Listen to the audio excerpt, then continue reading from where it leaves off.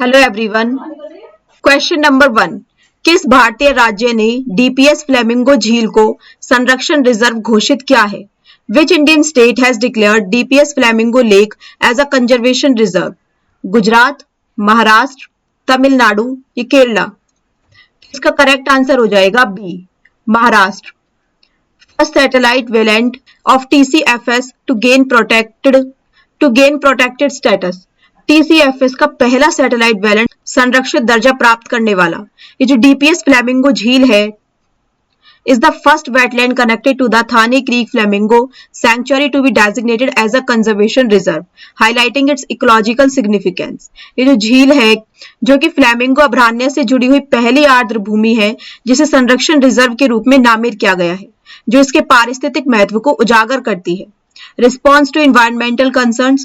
The conservation status was prompted by environmental issues, including the death of 17 flamingos due to blocked tidal inlets caused by nearby construction activities.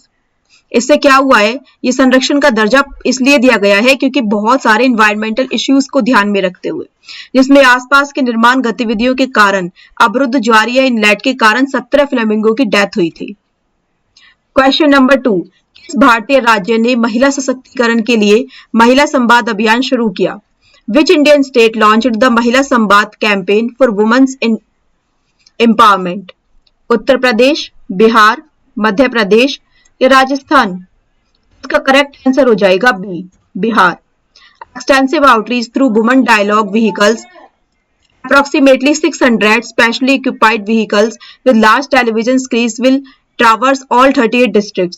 क्या हुआ है, महिला संवाद वाहनों के माध्यम से लगभग 600 विशेष रूप से सुसज्जित वाहन जिनमें बड़ी टेलीविजन स्क्रीन होगी सभी 38 जिलों में घूमेंगे, जिससे जागरूकता और संवाद को बढ़ावा मिलेगा, खासकर ग्रामीण और दूर दराज के इलाकों में। बिहार ने एक महिला संवाद कैंपेन को शुरू किया है वुमेन के एम्पावरमेंट के लिए, जिसमें क्या होगा, 38 जिलों में विशेष रूप से सुसज्जित वाहन जिनमें बड़ी बड़ी टेलीविजन स्क्रीन लगाई जाएंगी वो 38 जिलों में घूमेंगे, जो कि वुमेन एम्पावरमेंट के लिए अवेयरनेस कराएंगे और engagement at grass roots. The campaigns plans to organise discussion at around 70,000 locations throughout the state, ensuring widespread participation and direct interaction with women at the community level.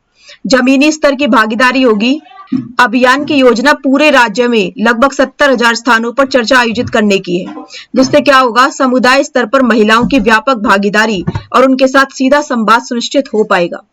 Incorporation of feedback into policy formulation, जिससे क्या होगा, नीति निर्माण में feedback भी शामिल होगा। Suggestions and feedback collected from women during the campaign will be compiled and considered for future policy making and development of new schemes aimed at women's welfare. इससे क्या होगा, जब ये कैंपेन होगा महिला संवाद, इस कैंपेन के दौरान महिलाओं से एकत्र किए गए सुझावों और फीडबैक को संकलित किया जाएगा और भविष्य की नीति निर्माण और महिलाओं के कल्याण के उद्देश्य से नई योजनाओं के विकास के लिए विचार किया जाएगा। Question number 3। किस भारतीय राज्य ने एनईपी 2020 के तहत स्कूलों में हिंदी को तीसरी भाषा के रूप में अनिवार्य कर दिया है? Which Indian state has mandated Hindi as a third language in schools under the NEP 2020? Karnataka, Tamil Nadu, Maharashtra या वेस्ट बंगाल? इसका करेक्ट आंसर हो जाएगा सी, महाराष्ट्र। महाराष्ट्र सरकार ने हिंदी को as a third language mandatory कर दिया है, जिससे कौन कौन से स्कूल्स अफेक्टेड होंगे? The mandate applies to Marathi and English medium schools across Maharashtra, जिससे यह आदेश महाराष्ट्र भर के मराठी और अंग्रेजी माध्यम के विद्यालयों पर लागू होता है। Previously, these schools followed a two-language system. पहले इन विद्यालयों में 2 भाषा प्रणाली का पालन किया जाता था, लेकिन अब इस परिवर्तन के साथ उन्होंने हिंदी को भी एक थर्ड कंपलसरी लैंग्वेज बना दिया है कि आपको हिंदी तो टीच करानी ही होगी। इससे कौन कौन से करिकुलम चेंजेस होंगे? The inclusion of Hindi as a third language necessitates adjustment in the school curriculum and teacher training programmes to accommodate the new language requirements. इससे क्या होगा, हिंदी को तीसरी भाषा के रूप में शामिल करने से नई भाषा आवश्यकताओं को समायोजित करने के लिए स्कूल के पाठ्यक्रम और शिक्षक प्रशिक्षण कार्यक्रमों में समायोजन की आवश्यकता होती है। अब एक नई लैंग्वेज उनके स्कूल में जाने वाली है, अब उस स्कूल में उसको एडजस्ट करना भी बहुत डिफिकल्ट होगा, तो उस सबको ही एडजस्ट करने के लिए स्कूल के पाठ्यक्रम और शिक्षक प्रशिक्षण कार्यक्रमों में एडजस्टमेंट की नीड होगी। ताकि हिंदी को as a third language compulsory इसमें एडिट कर दिया जाए। इससे स्टूडेंट्स पर क्या इम्पैक्ट पड़ेगा? Students will now learn Marathi, English and Hindi from an early age. Students पहले क्या करते थे? पहले वो मराठी और अंग्रेजी इन दोनों भाषाओं को सीखते थे, लेकिन अब वो हिंदी भाषा को भी सीखेंगे, जिसका उद्देश्य है भारत के विभिन्न क्षेत्रों में भाषाई कौशल में सुधार करना और बेहतर संचार क्षमताओं को बढ़ावा देना। क्वेश्चन नंबर 4 है, भारत 2025 के शरद ऋतु तक किस देश के साथ व्यापक समझौते को अंतिम रूप देने का लक्ष्य बना रहा है? Which country is India aiming to finalize a trade agreement with by autumn 2025? United Kingdom, United States, Australia या जर्मनी? इसका करेक्ट आंसर हो जाएगा B, United states.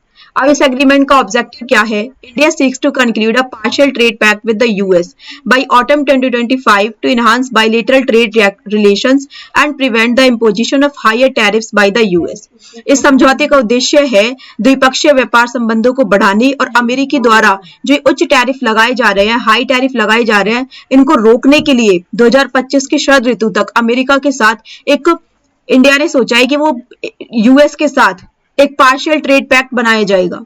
Strategic importance क्या है इसकी? The trade agreement is seen as a strategic move to strengthen economic ties amidst global trade tensions and to position India as a key partner in the Indo Pacific region. इससे क्या होगा? व्यापार समझौते को वैश्विक व्यापार तनावों के बीच आर्थिक संबंधों को मजबूत करने और भारत को हिंद प्रशांत क्षेत्र में एक प्रमुख भागीदार के रूप में स्थापित करने के लिए एक स्ट्रेटेजिक स्टेप है। क्वेश्चन नंबर 5, छठी एशियाई अंडर 18 एथलेटिक्स चैंपियनशिप 2025 कहां आयोजित की गई?